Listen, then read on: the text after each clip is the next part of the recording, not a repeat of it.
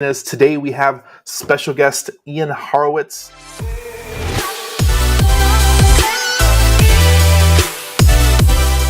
Where were you from? What part of the country are you from, Ian?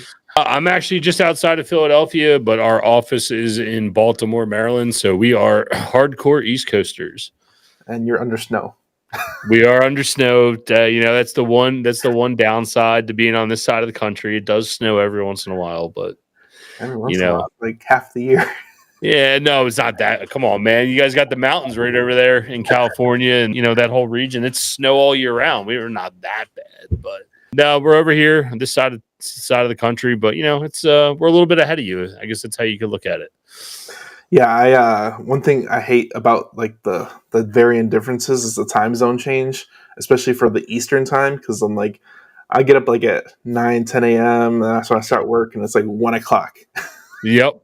Yeah, our day's half over. You guys are just getting started. So sometimes there's good things to it. Sometimes there's bad, because like when you're dealing with someone on the West Coast, you're like, man, they're like, oh, like our one investor, he's out near San Diego, and he's like, can I call you around 5? I'm like, dude, that's 8 o'clock. It's bedtime for the kids. Like my day's over, bro. Like I'm mentally fried. So I feel the pain, but it's all good, man. So we're going to kind of jump right into it. You were firefighter to storage investor.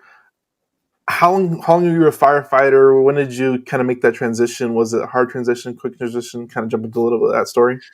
Yeah, man. So my business partner and I, we were both firemen for the city of Baltimore. So if you ever watch The Wire, all the stories are true. If you saw the riots that happened, that's where we worked. It's all true. We worked in the heart of West Baltimore. It was an interesting time, but we traded making money in exchange for security and doing a job that we love. Right. So we get hired in 07 and 08 respectfully. And, within, I think by 2009, we were getting furloughed. They were shutting companies down. They were attacking our pension system. They changed our schedule, our benefits, like all these things just kept getting thrown at us. And we're like, dude, we want to have kids. We can barely afford to live. There's no overtime. Like this is not sustainable by any means. And I would say 2012 is really where I got the itch. I bought my first house in 2012. My business partner started wholesaling in 2013. We eventually came together in 2014 and created Equity Warehouse, what it is today, just grinding away on properties. But a lot of it came from, we were firemen for 15 years. We built some of our business while we were still firemen, and it was a great learning experience. There's a lot of traits that carry from being a fireman that carry over to being a real estate investor. One of them is, when it's on fire, we keep going at it, and we don't leave until the fire's out. Well, it's the same thing inside of our business. There's a dumpster fire going on. We keep going at it over and over and over again because we're too dumb not to, right? People are running out, right? We start buying in 2012, presumably the bottom of the market. People are running out of a burning building. We're running in because we're going to save people. Well, we didn't know that was the bottom of the market, but people are running out. We're running in buying real estate. People are like, you're crazy. You're like, I don't know any better. I'm going to go do my job. Those are some of the competitive advantages we learned by being a fireman. I know I kind of jumped all around there and gave you a quick overview, but that's really what we did for the last 15 years or so. So first of all, I want to say thanks for your service to that community. I think a lot of people that run towards fires, I think they're a little nuts, but I think it takes a certain kind of person to do that. So I appreciate your service in that aspect. Well, thank you, but it required me to be cleanly shaven, so I'm kind of glad I'm out of them days and can grow a beard. But yeah, it's it's appreciated because there is I could go with a mustache. I don't look as good, but it's a tough life, man. But here's the thing: is that like a lot of people in that community is like it's where you start to see like bad landlords. You start to see how people treat other people, and you're like, dude, like, like politically, I'm not on that side of the fence, but like in the same sense, people deserve a quality place to live. They deserve to be treated in the right way. And we started in Section 8 housing, right? Like you gotta remember, like I'm at work and these dudes are talking. I don't know if I can curse on your podcast, but they're talking shit. They're talking shit to me. They're like, you're going to be another slumlord. That house we were at the other week that was on fire, that's going to be you. And I'm like, nah, man, I'm going to do it different, even though we're servicing Section 8 tenants at that time, man. Like it really opened your eyes to the way of life working in those communities, and the people of the street are appreciative of the service that you provide. Nah, it's one of those things where like everybody has their own varying opinion, but you have to like peek through the noise and make your own standard because you as an individual investor create whatever standard you want. Yep. Yeah, 100%. And, if you're not going to, I think too many people look at it, you talk about building a standard and like what type of house that they want to create or what type of service or product that they want to create and deliver to other people. Too many people think with their pocket. One thing that we knew in the fire department, it was always like, keep your eyes open, keep your ears open, keep your mouth shut. So like for us, it was always like, let's just do the right thing, keep our heads down, and don't brag about it on Facebook. There's not many posts that you can find of us bragging about assets that we've bought or houses that we made six figures on. We didn't do that. We just kept our head down and did our job and created the right standard that we believed in and just kept going at it. And like I said, we were too dumb not continue to go at it. And that's how we built what we have today. So 2013 is a long time ago. I know that's a lot of time has passed since then. You kind of started at Section 8. How many units did you get in Section 8? How many do you have now currently? Yeah, so we started flipping houses.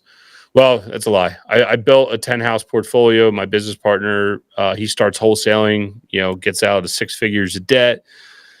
We joined forces and we wholesale a package off and flip a house. Then we wound up flipping a bunch of houses. And then basically from like 2015-ish to about 2019, we built a 100-house portfolio of Section 8 housing. We directly own about 40 of them still today. We're partners in another 40 or 50.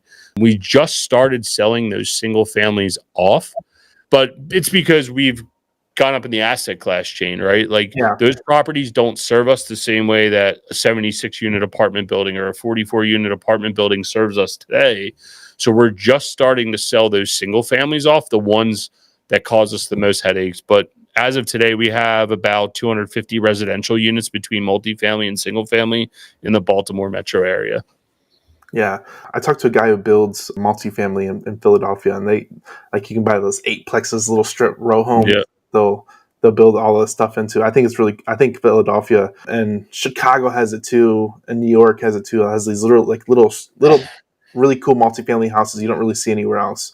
Well, it's the older building stock that we got out of here. Like we were joking about East Coast, West Coast, right? Like you got to remember our building stock's completely different out here. Like everything's much more densely populated. I remember one time, this is a useless story, but I'll tell it anyway. I went to LA one time and everyone's like, this is the greatest city ever. And I'm like, this is not a city, man. It's just like a lot of land. Like it's different to us, but you got to remember how everything over here is so densely populated. So we do have to do like really compact up buildings to be able to build multifamily garden style apartments in some locations inside the city. Like we own a garden style, but there's not many garden style type apartment buildings in Baltimore City just because there's not enough room for them, So it is sometimes where you operate is what allows you to have that different type of building product that's different and unique to your area.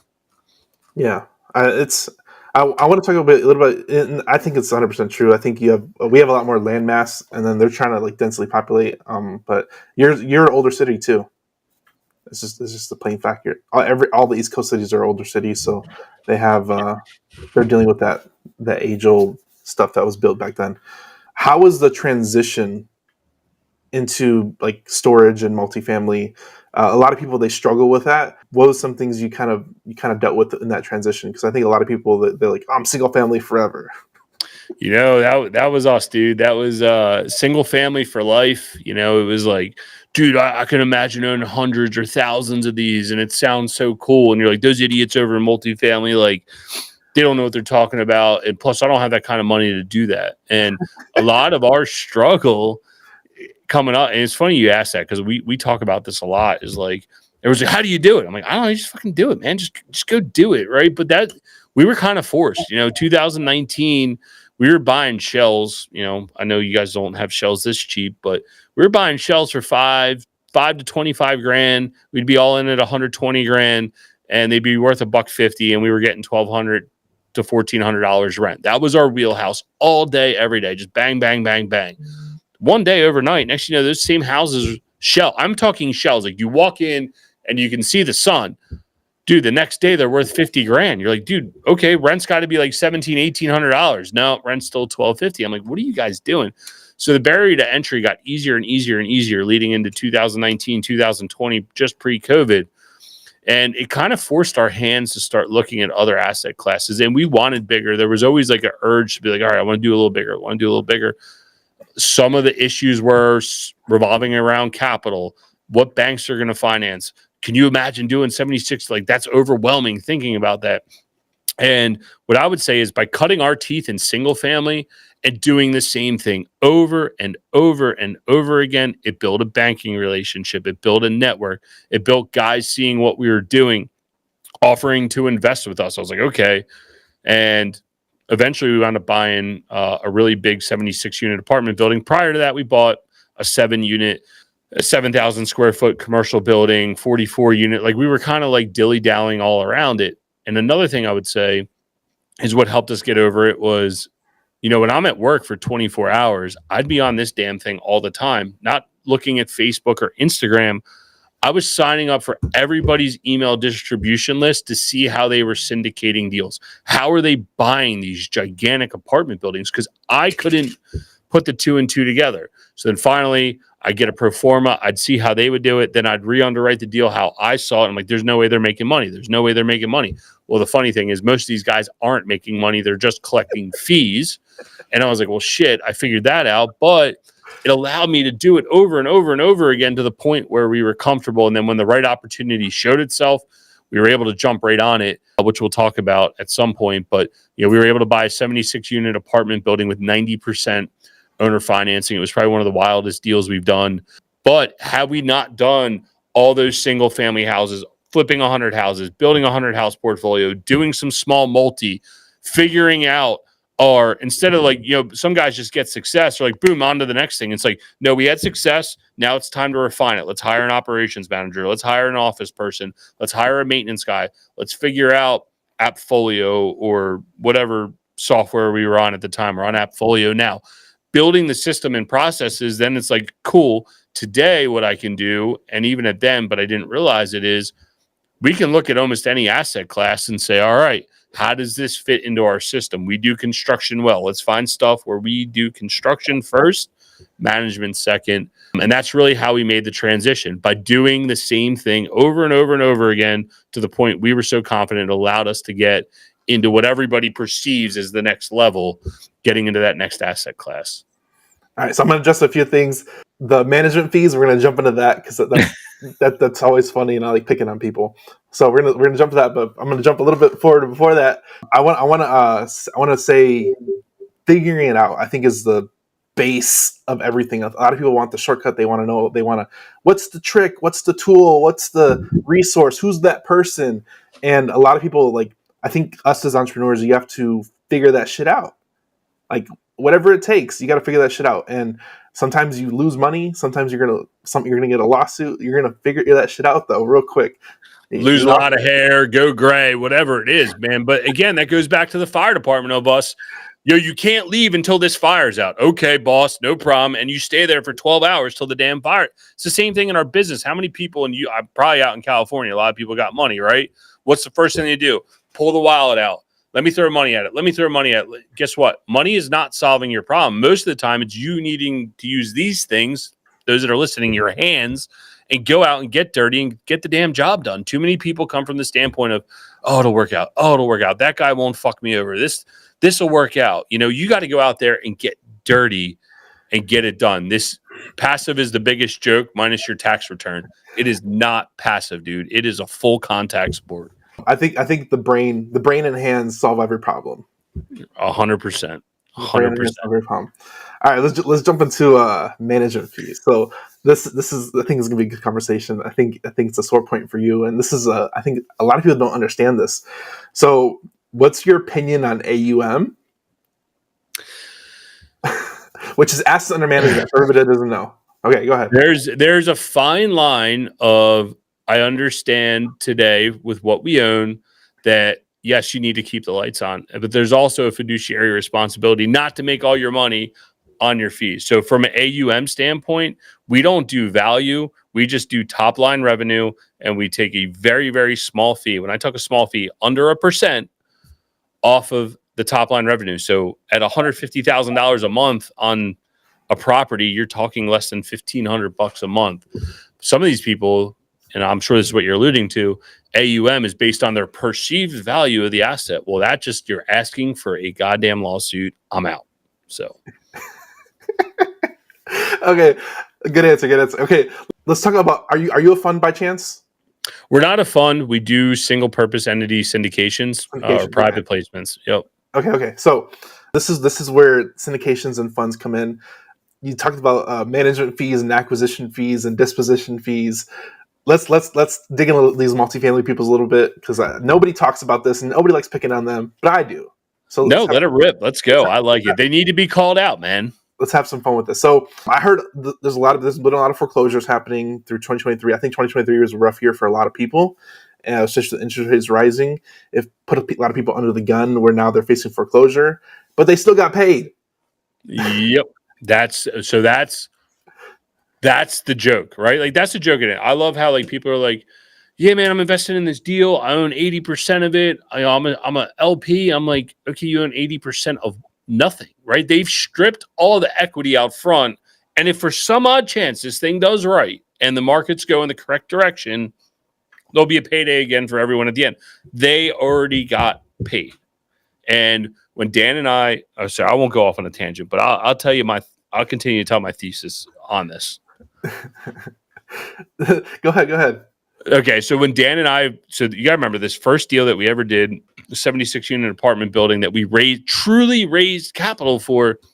I needed to raise $1 million, and I didn't know how to do it.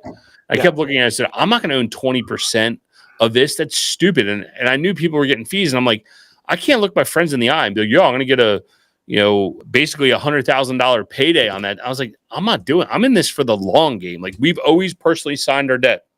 We've always been in this for the long game. And I was just like, man, I can't do it. So we restructured our deals to where we own a lying share of it up front, 60%, 70%, but we don't charge the fees. We don't crack people in the head for acquisition fee, disposition fee, development fee, construction management fee, personal guarantee fee, capital raise fee. Did I get all of them? I feel it. Due diligence fee, right?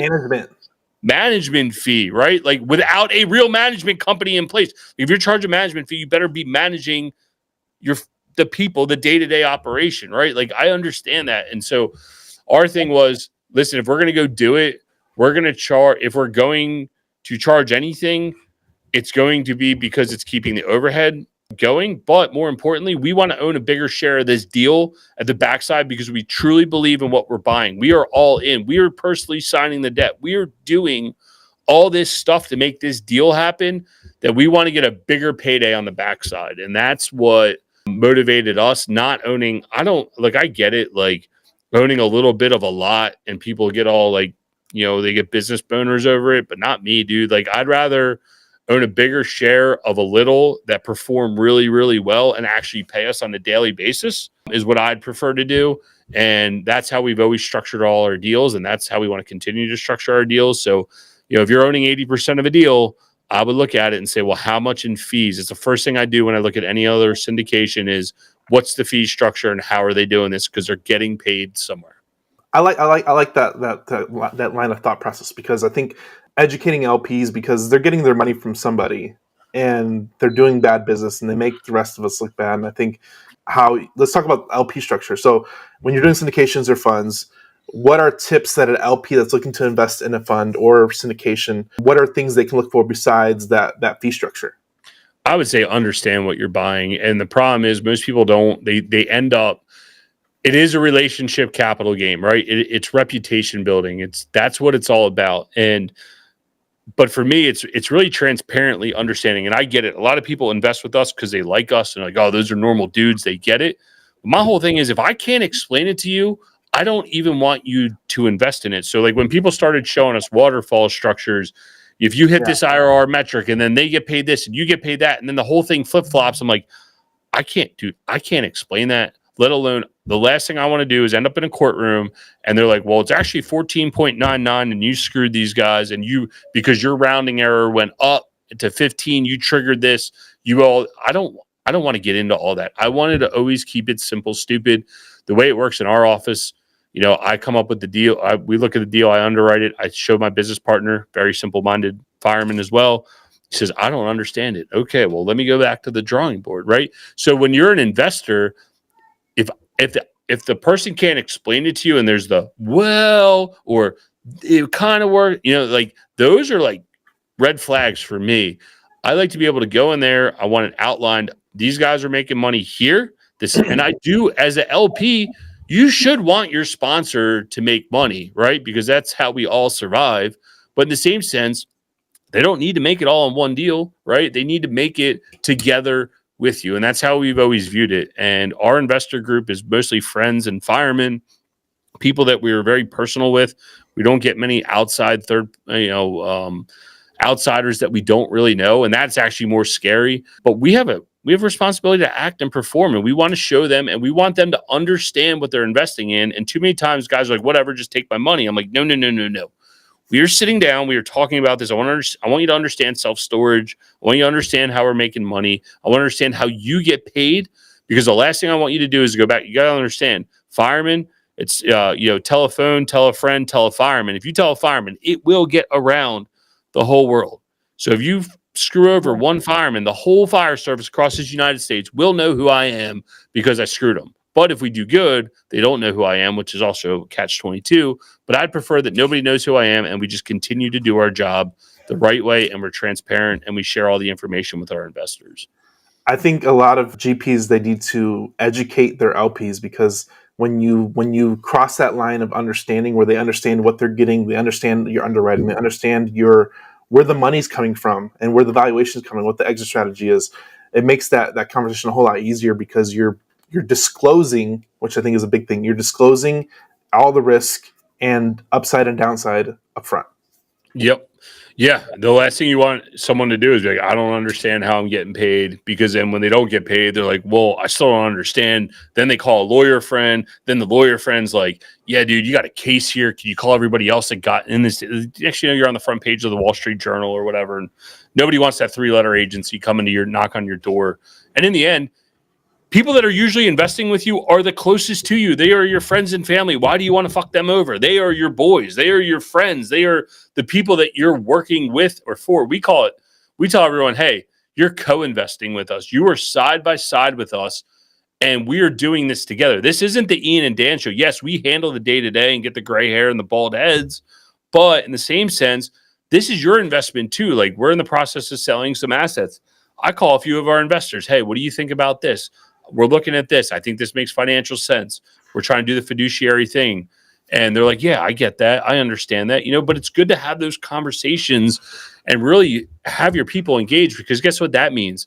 If you don't make money on a deal, they're going to want to get in on the next one because they feel like they're a part of the team, and they should be a part of the team. And I think that's really what it comes down to. And too many people are disconnected. Well, whatever the act was that allowed people to start crowdfunding and advertising for funds and all that stuff was probably a good thing for the industry. It also created some issues in the industry, allowing people just to syndicate, do whatever they want, and really just became a big sales game than actually doing the right thing by the investors. Yeah, I see a lot on Twitter, like, all these GPs are just marketers. 100%. That's all they are, because that's what they have to do. They have to market to themselves that they're the smartest dude. They have the best deals. Put your money in over here, because, again, you just hit the nail on the head. Yo, they're picking up that 6-figure, 7-figure fee because they did a $50 million deal. They got 2% of that. They got a 7-figure payday. It covers their marketing, made some money on to the next one. Who cares if the asset does good or bad? They got non-recourse debt, this, that, and the other thing. And look, those guys aren't as bad as we're making them out to be, but they are out there, and pay attention to it. It's just understand what you're getting into is the bottom line. 100%. There's bad apples in every sector. Yeah, well, and 100%. And investing in syndications, and I know your audience is into real estate and investing on their own or investing into syndications. We tell all our guys, hey, you should go invest in real estate. You should go do your own thing, because your syndication investment with us is just another investment in your book of investments, right? So some of our retirement funds I pass off to my guy who I co-host my podcast with. He's a hard money lender. I put my money with him. We put our money with other syndicators because it's like that is just another investment bucket for us inside of here besides our own properties. And again, a lot of people look at it, Dan and Ian got me or whoever's got me. It's no big deal. It'll all no, dude, you need to be actively managing your assets at all times and treat your money and your wealth, even if it's $5, like you are a family office and you're always trying to grow your money in any way, shape, or form you can. Absolutely. Let's jump into a little bit of creative finance because I said you got a creative finance. How big was that purchase with creative finance and 90% seller finance? Oh yeah, that was a $5 million deal, and I know we'll showcase that on another episode. But yeah, dude, that was a $5 million purchase, man. That was, and we'll get into how we found that. But dude, that was the largest owner finance deal that we've done, and it was career changing. I'll leave it at that. So it was a really good one. All right, we'll cover that in the next episode. Stay tuned. But let's talk about creative financing as a whole. Are you front edge seller financing on every deal that you try and get? Because yeah. See, that's a problem though. Like, you know, we're not. I don't want to say it like that, but it's like we do a lot of on market deals, and when I say on market, off market, we're dealing a lot with brokers. And, you know, brokers, they always want to know how they're getting paid. They hear under financing, blah, blah, blah, blah. They get all butthurt. But what I will say is when that market started to change, I'd say probably about a year ago at this point now, brokers were calling me, hey, seller will take you under financing. Hey, what kind of seller financing terms you got? Yo, if you want to get this deal done at this price, they'll do 0% interest. Like the floodgates open. And so brokers are pretty in tune with where the market is from the debt standpoint and how they're going to get deals done and how they're going to get paid. But yeah, we look at owner financing from the standpoint of how to enhance a deal, not necessarily how to make a deal work. A lot of people look at it as, I don't have cash. How am I going to make this deal work? We are well capitalized from private capital standpoint and as well as banking relationships that I can get any deal I need to get done across the finish line with a few phone calls. So what does that do for me? That puts us in a position of power to negotiate better pricing, better deals. We can get the deals done. But when someone's like really hard-nosed on price, that's where I pull the owner financing out. I'm like, listen, like I can't control the cost of your property. I can't control the cost of anything. But the one thing that you can control the cost of in this transaction to make the deal work is the cost of capital. And if you're willing to hold a note, then I can make this deal work. And usually people are open to that idea. And we've owner financed multifamily, we've owner financed commercial, we've owner financed single family, and they all work. It's really just where it works the best. And I'll tell you, I think asset class wise in the commercial space, owner financing is better served than in the single family space. I know Pace and a couple other guys are really out there pushing it and they do really well with it. But in the commercial space, you got to remember it's B2B, right? We're dealing with business owners that want to do business, understand the velocity of capital, understand the power of earning interest, understand the tax benefits versus dealing with someone who just inherited grandmother's house and fighting with 6 of their brothers and sisters over this house, you know? Yeah. So. It's definitely varying for different asset classes. And I think it's harder with commercial assets just because it changes hands so often, and it's refinance all the time. I can see that. Yeah, you got to really find the legacy. Like, you know, we do a lot down in the Southeast for self-storage. You get a lot of mom and pop owners that were like super successful business person in the area, kept building the storage facility over time. Now they own it completely in cash, no debt, hate the government, don't want any banks, you know, like then you're like, hey, let's have this conversation. Like the floodgates open at that point. And I think to me, that's what I've had better success in the commercial game because I find too many people in the single family game. It's like, oh, my personal credit, or yeah, they own a single family. They just want it off their books. I've personally had better luck in the commercial space, but we also spend a lot more time over there than we do in the single family space anymore. So now this is a side question. Have you done any land stuff at all? No, not big land guys. It's all around us. Just haven't done it. I know that's like the best of both worlds, right? People get the land and then they owner finance it, but land's not our game. But you gotta remember, I don't have a lot of land over here like you guys do. Oh, you know? Yeah. You're in So Pennsylvania. yeah. Okay, so let's jump into storage and what markets you're doing business in and what size business you're looking for. So maybe somebody will send you a lead. You never know. I'm sorry, what was that? Let's talk about where you're buying and what size like parameters you're looking for your buy box. Yeah, sorry, let me close this out so this thing doesn't make noise. Sorry about that. Yeah, we look for stuff that's all right. We look for stuff that's like 20,000 square feet or bigger, because let's get this out of the way. It costs the same to run a 6,000 square foot facility that it does a 50,000 square foot facility. The phones, the internet, the marketing, the gate control access, the software, all that stuff, relatively speaking, costs the same whether the facility is 6,000 square feet or 60,000 square feet. So we always look to try to find scale. And look, we'll buy a 10,000 or 15,000 square foot if it surrounds something else that we own. Like in Baton Rouge, we have 350,000 square feet of storage, and one of the sites is 13,000 square feet because it surrounds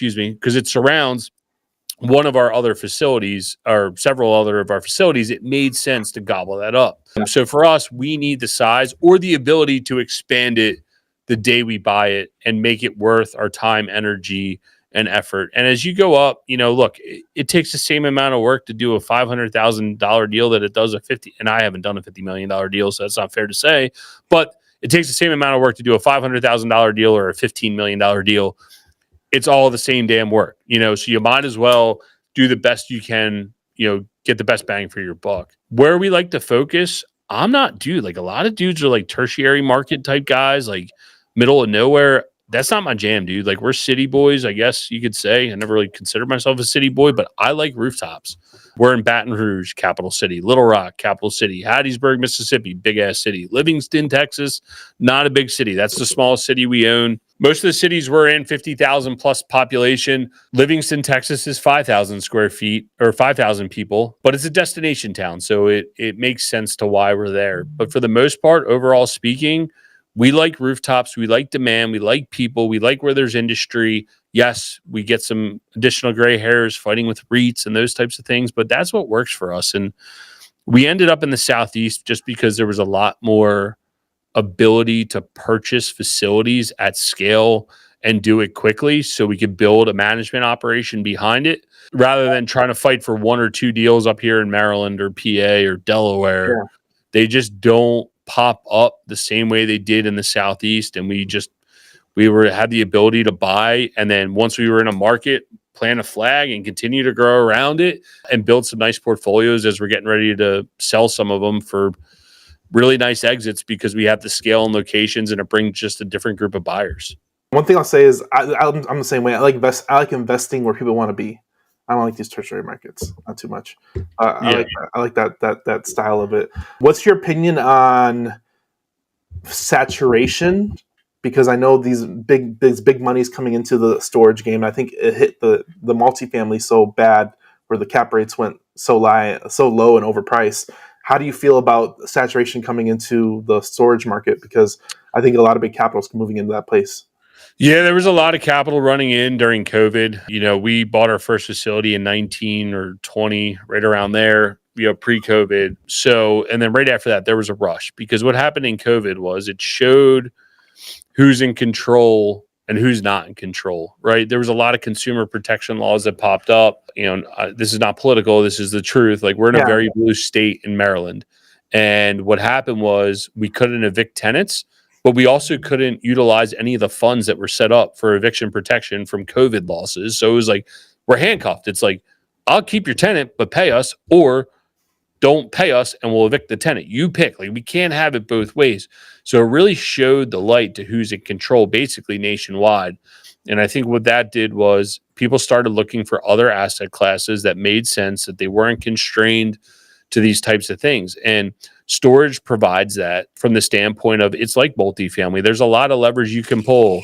Admin fees, application fees, 24-hour access. But there's also why people are moving towards it is there's no 12 o'clock calls. We are out here where it's cold, heat calls, frozen pipe calls, backed up toilet calls. Those are emergencies because somebody's living there versus when you're in a metal box, like that emergency is not as emergent because they should not be living in a unit. So big money has been chasing it, but they've also been chasing a lot of nicer asset class. Like we've been talking to a publicly traded company in Canada about selling our portfolio to them. The deal's kind of fallen apart, but they're actively purchasing middle market America, just buying whatever and chewing up whatever they can because the returns are better than what, well, yeah. And the other thing is, we know what California's cap rates are, and I can tell you the East Coast isn't as crazy, but a lot of compressed cap rates because we're on the coast, right? Everything in middle market America,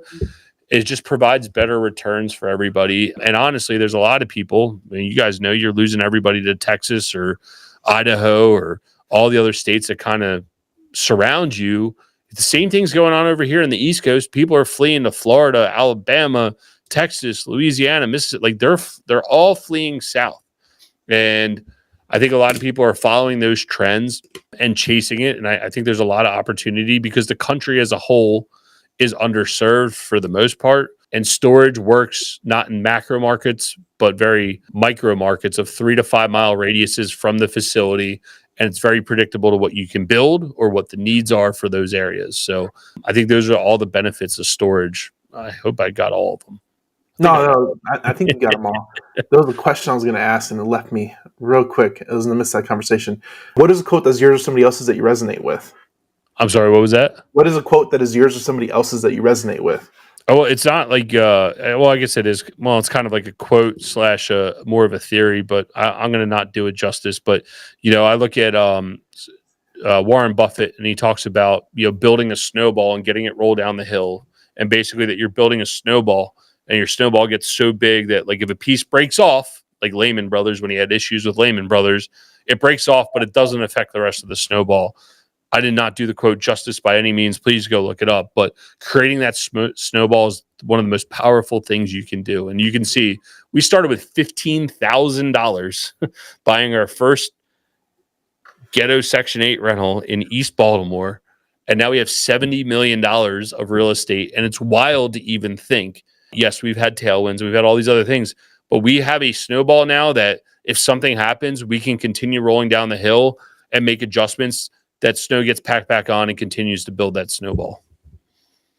You have enough momentum. Yeah. Well, that's the thing. How many people treat real estate? How many people treat real estate like a hobby, right? And they don't treat it like a business. And have we done that? We could have had a few hundred houses. Me and Dan could be running around all the time. We wouldn't have Ryan, who runs our whole operation and allows us to free up to look at more deals. And we would hit the ceiling. And we can't go from, what it takes you to go from 1 to 5 million and 5 to 10 million or 10 to 20, and you replace those numbers with whatever numbers you want. Most people don't want to do the hard work and blow it up, start over, and build and grow and do what it takes to get to the quote unquote next level. Because what worked to get from 0 to 1 million is not going to work potentially from 1 to 5 million, and it's going to be painful. But again, you can't build that snowball. Most people get to that point and they just like kind of go into the hamster wheel. Whereas us, we're always like, cool, we got it going. Boom. How can we make it a little bigger? How can we make it a little bigger? And bigger is not always more. Bigger sometimes is quality. Hiring the right people, doing the right marketing, making the right relationships or connections with people, speaking at the right events. Those are all things that help this snowball grow over time, that allow you to run into the right people, to do the right deals, to know the right people to hire, the right people to partner with. And I think that's what's important overall. And I think people need to take investing in real estate seriously. It's just crazy, man. It's crazy to think that people throw hundreds of thousands of dollars at the stock market because they tell you it's right. And you couldn't even tell who the CEO of the company is. But then I asked someone to invest $25,000 side by side with us in a deal, and you would think that I'm trying to steal their whole family, right? Like, that's what's crazy here, is that most people don't take the time and appreciate and understand what it takes to grow your capital and invest in the right people and do the right deals to ultimately grow your capital to a point that allows you to be free. So I saw a statistic like last week or 2 weeks ago. There's $31 trillion invested into the T-bill. It's crazy, dude. 5%. It's crazy. It's crazy. It is freaking... Look, those things are good if you have millions and millions and millions and millions and millions of dollars and you want to protect some of your capital. I say the same thing about the stock market. 10, 20, $30 million. You want to go stick $5, $10 million bucks over there, whatever you got. a small percentage, stick it in the stock market and just let it grow slow, because it's hard to deploy that much capital. But those of us that don't have a lot of capital, we're working with 25, 50, 100 grand. Let's find the best deal we can to get the highest return to allow us to get to that next level. Let's take our active income, make enough to allow us to become passive income so we can be free, right? Because being rich is really about time freedom and getting out from under your job as fast as possible. I think that's what's important. I always say that dividends and that T-bill stuff is for rich people, as it is. Like, if you're investing in dividends, like, and you got $20 in your account, yeah, you make $5 a month, like $5 a year. Like, good, congratulations. But yeah, no way. You go on like lending. I don't even know if it's still a thing, but like when we were broke, I'd go on Lending Club and I would buy some of those like crap loans, and I'd stick $25 a week in that thing and just buy loans, because again, that snowball got going. Next, you know, it was like, cool, $200 a week, $300 a week. You're like, holy shit, how did I get that much money in there? But again, the velocity of capital, dude, everybody should have a compound interest calculator on their computer screen, on their phone. And every time you're looking at stuff, just look at that, stick it in the compound interest calculator. You know, what's his name from Shark Tank? Mr. Wonderful. Your job is to send those little green soldiers out and come back with more of them, right? Like, that is your goal, and just go do it and execute on that. So I remember my question I forgot earlier. Oh, and yeah. I'm going to ask it now before we end. Did you hear about the person that was living in a unit like last week and he went viral for living? Oh yeah, dude, I saw that. He was living, and then wasn't he like, oh, I got my own gym here? He was kind of like making fun of it. Yeah, that was wild. I mean, look, dude, sorry, go ahead. I was going to say, has that ever happened to you? And how do you deal with a situation like that? Because I know it happens more often than not. It's not an anomaly. I know it happens. But have you ever dealt with stuff like that? Yeah, look, the Class A facilities, it's not happening. Some of the stuff that we buy that, was like legacy asset stuff. We had an issue with someone living in one of our sites. Usually you can call the police and they view it more as of a trespassing issue, and you don't have to go through the eviction process. I had a tenant that was so rooted, mentally challenged, like every dot that an I that you could cross or whatever the saying is just, he hit every metric. So after a talk with the cops and the lawyers, because he really just needed help, right? Like, he needed mental help to be in the right place. I had to file an eviction to get him out. Luckily, it was in Louisiana. Took 7 days to get done, and that was it. And it cleared up the problem, and they got him the right help, got him in the right location.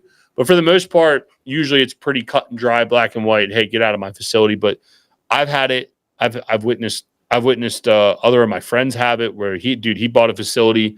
Next day, he had a family of 5 move in to a climate control facility in Alabama, but they didn't move into the climate control facility part. They moved into the hot part, and it was the middle of the summer. He's like, dude, I'm worried about these people dying. Like, it happens, man. And that's the dark side of storage that people don't want to talk. Everyone tells you how great it is. It's recession proof, and it's this and it's that. Dude, we have people that move into our units online and we never talk to.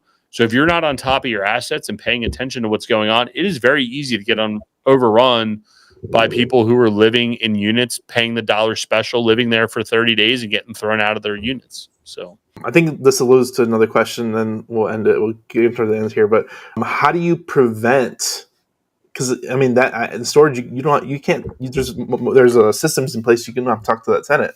They sign something online. They put a card on file, and they have a passcode to get into the gate, and you can track their movements. But like, what things can you put in place to prevent them and prevent that from happening? For moving in on you, I would say the biggest thing is you could just do all phone reservations. But you're trying to make this business as automated as possible. So the Absolutely. way we combat that is by having our boots on the ground, checking on the facilities once to twice a week, and getting out ahead of the problems. And once you get a reputation for being a good facility, those problems usually stay away from you. Is when we buy the value add facilities and we're flushing the trash out. You got to remember, the bums only know one thing, and I know this from the fire department. They just know one thing. They know where to go to be safe.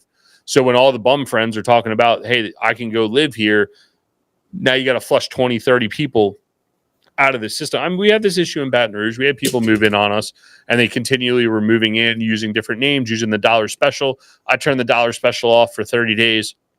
Problem went away. They eventually went away, and they know not to mess with us because the cops will get called on them as soon as we recognize that there's an issue. So keeping your facilities in good operating condition, they won't even think about those types of things, So That's really what it comes down to, just being on top of your assets. And it's the same thing in any piece of real estate. You don't want problems, stay on top of your assets, stay out ahead of the problems. Good answer. Good answer. I think this is it's been a great interview. Where can people find you online? I got equitywarehouse.com. Where else can people find you online, social media wise? Yeah, most of our content's pushed out through Equity Warehouse, all the platforms, you name it, we're on it. I do the most interaction on Instagram. It's my favorite place to interact with people in DM, easy for me to pay attention to, but we're on all the social platforms. You can check out equitywarehouse.com if you want to learn how we co-invest or co-lend with our friends and family. We got a bunch of case studies on there. And then finally, as you guys can tell, I love talking. We have our own podcast. It's called Real Estate Reserve Podcast. You can check that out. I co-host it with a friend of mine who's a hard money lender. And we talk, same thing. We just bring in real people doing real deals, talking real life scenarios, not like, oh, I got guru so-and-so coming in to talk to her. Like, that doesn't serve anyone any value. Like, we want to hear from the real people doing real shit. They got the real stories that can talk intelligently on it, and that's what we do. So there you go. Equity Warehouse. And what's the podcast again? Real Estate Reserve Podcast. Real Estate Reserve Podcast. Go check it out. We'll see you on the next episode. Thanks for coming on, Ian Harowitz. I can stick with names sometimes, but you got to roll with it sometimes. You know what? Hey, man, it's the Jewish pronunciation. You got it. Don't worry about it. No, I'm just kidding. Thanks for tuning in. We'll see you on the next episode. Thanks, guys. Bye.